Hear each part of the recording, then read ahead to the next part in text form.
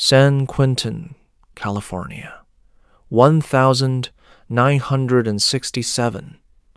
The specific kind of place that exists at the edge of everything else, which is to say, it exists at the edge of the bay and at the edge of what most people will allow themselves to think about when they think about what California contains, which is not only the sunshine and the highways and the particular golden light that the photographers love, but also this: the gray concrete walls that have stood since 1852 and that have absorbed into their surface everything that has happened inside them across all those years, which is considerable.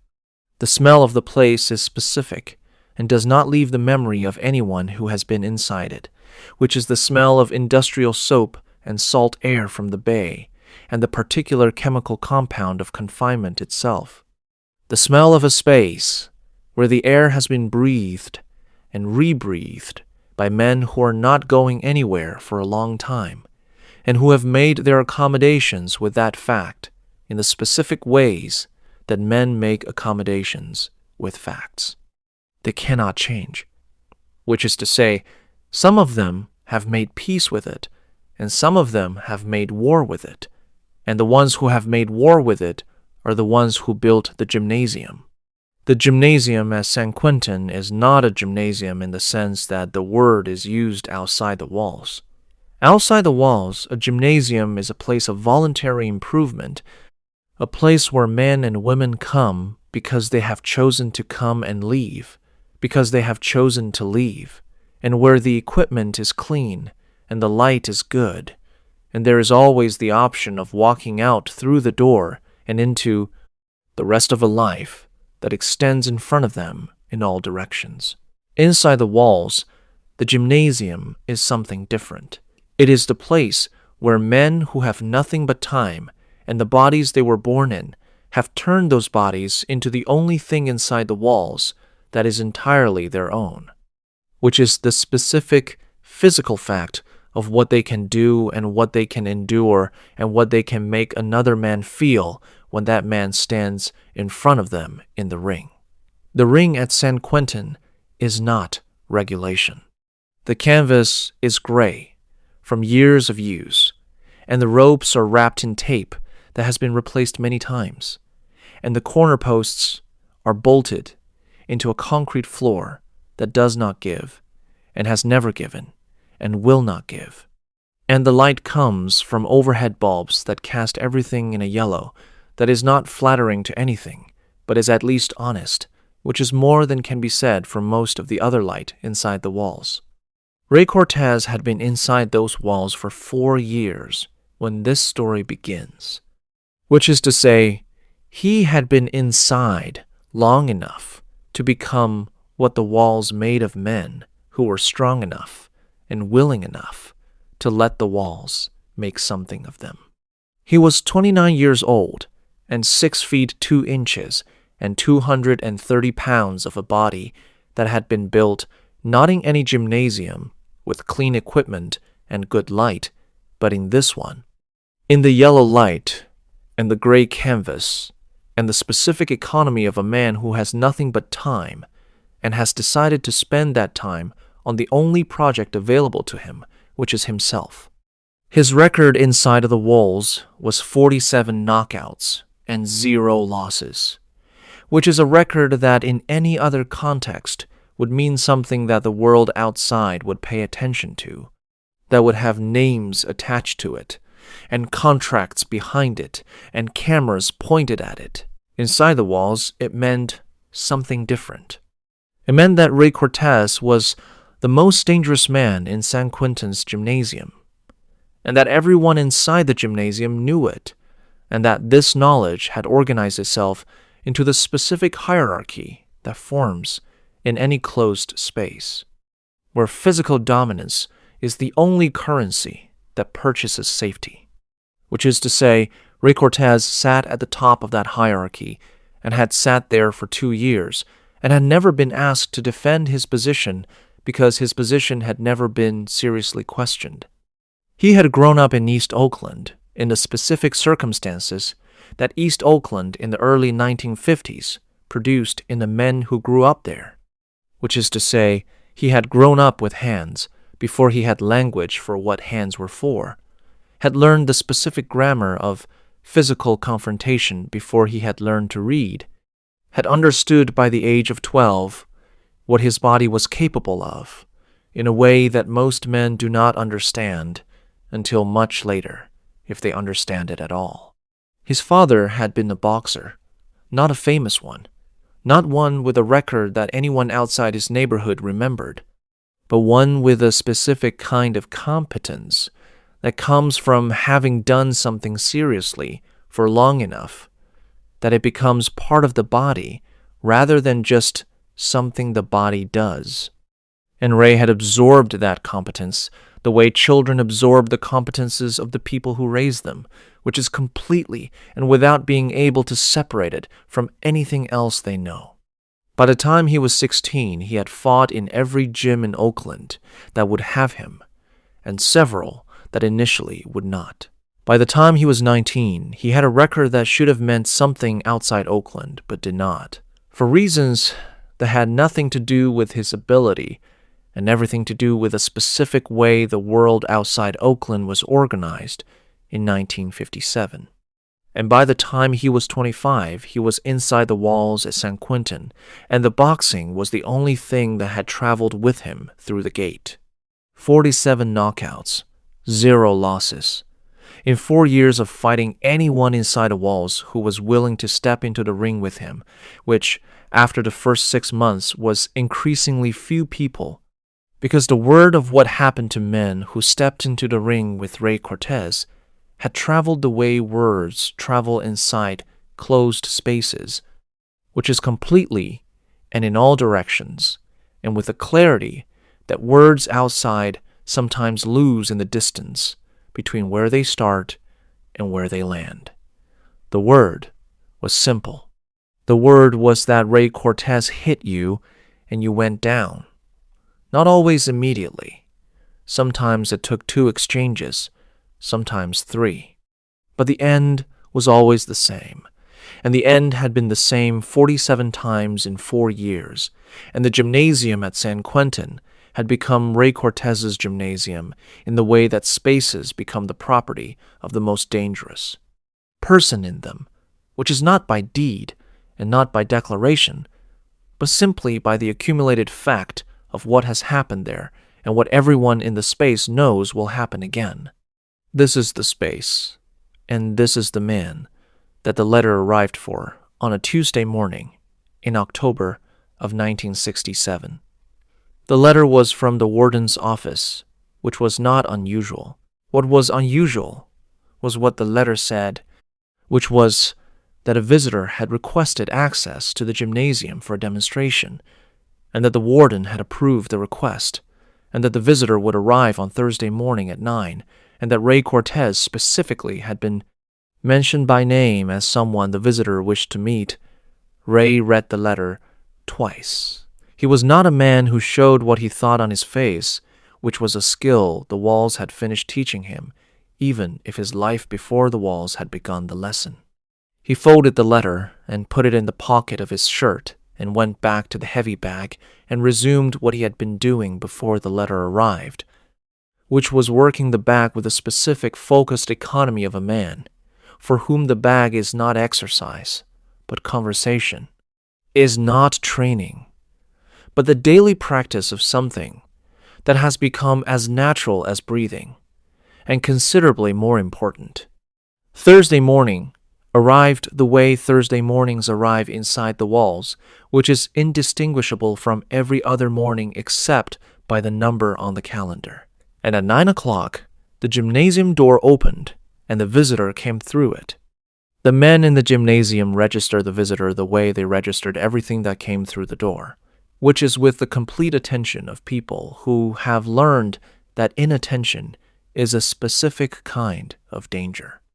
And what they registered was a small Chinese man, 5 feet 7 inches and 135 pounds in dark training clothes, moving through the doorway with a quality of physical presence that the gymnasium did not have a category for, and would spend the next 40 minutes trying to place. His name was Bruce Lee. He was 26 years old. He had been born in San Francisco and raised in Hong Kong, and had returned to the United States 7 years earlier. He was, at that moment, in October of 1967, known to some people in the martial arts world of California, and to the somewhat larger number of people who had watched him play Kato in the Green Hornet on television. And he was unknown to everyone else, which included everyone currently in the gymnasium at San Quentin, which included Ray Cortez, who looked up from the heavy bag when the door opened, and looked at the small Chinese man who had just come through it and arrived at a conclusion about what he was seeing in the specific, rapid way that men who have spent their lives reading physical situations arrive at conclusions, which is before all the available information has been processed and on the basis of the information that announces itself most immediately. And the information that announced itself most immediately about the man who had just come through the door was that he was small, that he was 135 pounds in dark training clothes, that he was not the kind of physical fact that Ray Cortez had spent 4 years in this gymnasium preparing to meet. And the conclusion that followed from this information was the conclusion that follows from this information in most contexts, which is that the small man is not a serious concern. The guard who had escorted Bruce Lee to the gymnasium introduced him to the assembled men with a specific flat, bureaucratic tone of someone fulfilling an obligation they have been assigned and have no personal investment in. "This is the visitor who requested the demonstration," the guard said. "He wants to show you something." Then he stepped back against a wall and crossed his arms and became the furniture of the space in the way that guards in institutional settings become furniture when they have finished a part of their job that requires them to be something else. Bruce Lee looked at the gymnasium. He looked at it with the quality of attention he brought to every space he entered, which was the attention of someone who was genuinely interested in what they were looking at and was taking the time to see it properly. The gray canvas ring, the heavy bags hanging from chains, the yellow light overhead. The men arranged around the space in the specific geography of a gymnasium that has established its own hierarchy and where everyone knows their place in that hierarchy and occupies it without being told. And Ray Cortez at the heavy bag in the corner, not having stopped working when the visitor came in, continuing the work with a specific message that continuing the work delivers, which is that whatever has just entered the space is not interesting enough to interrupt the work for. Bruce Lee walked to the center of the gymnasium. He did not walk to the center with a specific performance of someone establishing territory, which would have been readable and which the gymnasium would have known how to respond to. He walked to the center the way he walked to the center of any space, which was simply as the most direct available path to where he wanted to be. And he stopped in the center and stood with his hands at his sides and looked at the men around him with an expression that the gymnasium had not previously encountered on the face of a visitor, which was the expression of someone who was entirely at ease. Not the ease of someone performing confidence, but the ease of someone who had no use for performance, because performance costs something, and he had decided long ago that the things it costs are not worth what it purchases. He said that he had come to demonstrate something. He said it in the quiet, even voice he used for everything, the voice that carried precisely as far as it needed to carry and no further, the voice with no performance in it, and no request for attention, because the attention was already there, and he knew it was there, and he did not need to ask for what he already had. He said that he would like to work with someone from the gymnasium if someone was willing.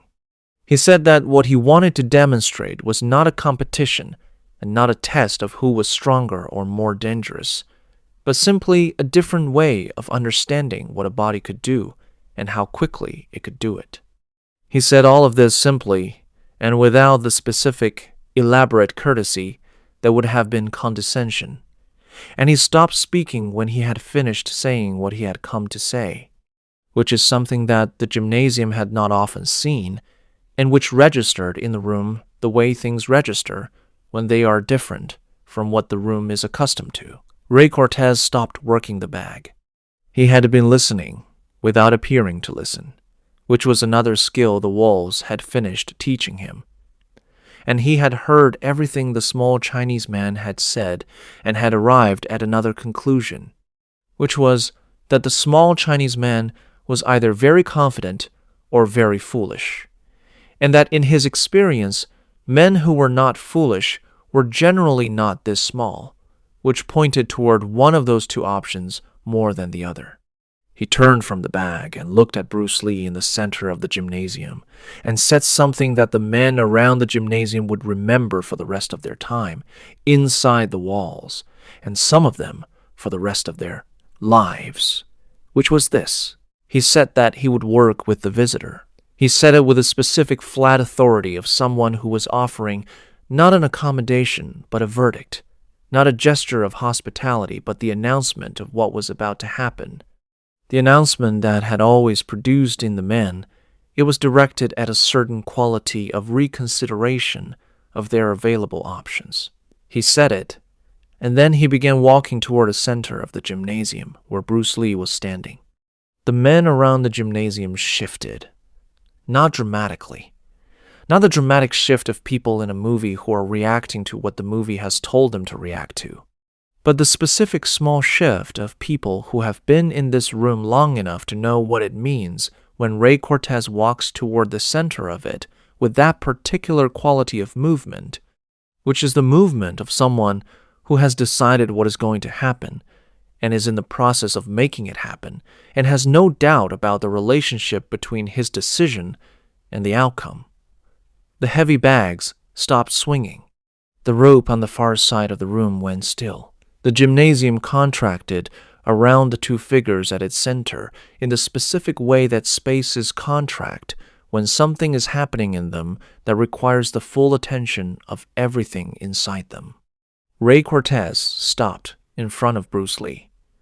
The size differential was fully visible at close range, which is that Ray Cortez was 6'2" and 230 pounds of a body built by 4 years of prison, iron, and 29 years of the specific physical history of a man who had been tested by things that most bodies are never tested by. And Bruce Lee was 5'7" and 135 pounds of something that did not yet have a name in this gymnasium. Cortez looked down at him. He looked at him with the expression that 47 knockouts and 0 losses produce on the face of a man, which is not arrogance exactly and not contempt exactly, but the specific, flat certainty of someone for whom the outcome of physical situations has been so consistently the same that the certainty has stopped feeling like a decision and started feeling like a fact, like the concrete floor under his feet, like the yellow light overhead, simply part of the conditions of the space. He said that the visitor should show them what he had come to show them. He said it the way a man who has 47 knockouts and 0 losses and has been the most dangerous person in a closed space for 2 years says things to a man who is 5'7" and 135 pounds and wearing dark training clothes, which is with the specific confidence of someone who already knows what is going to happen and is simply allowing the space between now and then to exist out of a kind of courtesy that costs him nothing because the outcome is not in question. Bruce Lee looked at him. He looked at him with the complete, unhurried attention of someone who is reading what is in front of them and finding it genuinely interesting and is taking the time to see it properly before responding. The attention of someone for whom the man in front of him is information, is the next thing to be understood, is the next situation to be read and responded to with the specific precision that he brought to every situation he had ever stood inside. Dark eyes, reading Ray Cortez's face and body the way he read every face and every body, looking not at what was on the surface, but at what the surface was the expression of. Looking at the weight distribution and the shoulder angle, and the specific quality of readiness in the hands, and the way the confidence sat in the body, reading all of it simultaneously, and arriving at an understanding that was complete before he had consciously assembled it, because that was how understanding arrived for him after 20 years of doing this every day. He said that he would like to demonstrate his speed. He said it without preamble, and without the performance of modesty, and without the performance of confidence. He said it the way a man states a fact that is not in question. He said that he would ask Cortez to block him, that he would strike once, that he would like Cortez to stop the strike if he could. He said all of this in the quiet voice that carried precisely as far as it needed to carry and no further. And when he finished saying it, he was still standing with his hands at his sides and his weight centered and his expression unchanged. The expression of someone who is entirely in the present moment and has no attention available for anything that is not the present moment. Cortez made a sound that was not quite a laugh.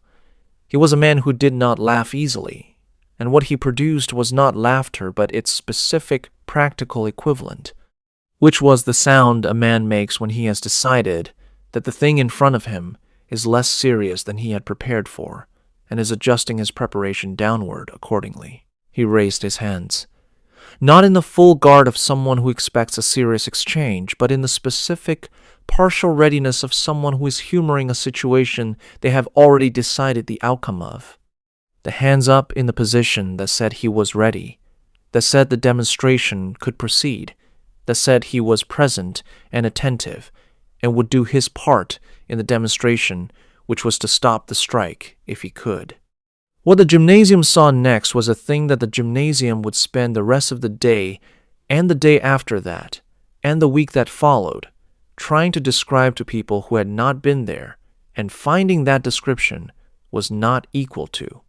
The task, that language was not the right tool for what they were trying to convey, that the specific event they were trying to convey existed in a register that language approached but could not enter. What the gymnasium saw was Bruce Lee's right hand move, not a preparation for movement, not a winding up or a chambering, or any of the recognizable architectures of a strike being assembled. Simply movement. A transition from stillness to completion so brief that the 50 feet of gymnasium and the yellow light overhead and the gray canvas ring and the chains and the heavy bags registered it as a single event rather than a sequence of events. The hand traveling from his side to a point 2 inches in front of Ray Cortez's jaw in a duration that the men who were watching would argue about afterward. Some of them saying they had not seen the hand move at all, but only seen where it had arrived. Some of them saying they had seen it, but could not explain what they had seen, all of them agreeing that whatever the duration was, it was shorter than the duration of things they had previously understood to be fast. Ray Cortez's hands did not move. This is the fact that the gymnasium held, not the speed of Bruce Lee's hand, which was beyond their ability to fully process, but the specific fact that Ray Cortez, who had stopped 47 men in this gymnasium and had never been stopped himself, whose hands had been his primary instrument and whose hands had never failed him, whose reflexes had been built by 4 years of prison training and 29 years before that, whose body was the most finely calibrated instrument of physical response that the gymnasium had ever contained, Ray Cortez's hands did not move. The strike arrived at 2 inches from his jaw and stopped there, and Cortez's hands were still in the position they had been in when he raised them, which was the position of a man who was prepared, which turned out not to be preparation for what arrived. The gymnasium was very quiet. The quiet of people who are processing something that does not fit inside their existing categories, and who are revising those categories in real time, and who find that revision requires silence in the same way that certain kinds of mathematics require silence. The specific concentration of people doing something difficult. Bruce Lee lowered his hand. He lowered it the way he had raised it, which is to say, without announcement and without performance, simply the completion of the thing he had come to do, the thing now finished and requiring nothing further. He looked at Ray Cortez with the same expression he had worn since he walked through the door, which was the expression of someone paying complete attention to what was in front of them. Not triumph, not the specific thing that 47 knockouts had put on Cortez's face, which was certainty, simply attention. The complete present attention of someone who has done what the moment required and is now in the next moment, which is the moment after, which is its own thing entirely. Ray Cortez stood in the center of his gymnasium. He stood there for a moment that the men around the room would remember as longer than it was, because certain moments contain more than their duration. Because the duration of a moment and what happens inside it are not always the same measurement. He looked at his hands. He looked at them with the specific expression of a man who is receiving information from his own body that he did not request and did not expect, information that contradicts something he has understood to be true for long enough that he had stopped understanding it as belief and had started understanding it as fact. His hands were where he had put them. They had not moved. He had not moved them. The strike had arrived, and being there, and being withdrawn before the signal from his eyes to his hands had completed itself. And there was nothing in his experience, and nothing in 47 knockouts, and nothing in 4 years of this gymnasium to account for what had just happened, to place it within a framework that made sense of it, to give it a location in the map of things he understood. He looked at Bruce Lee.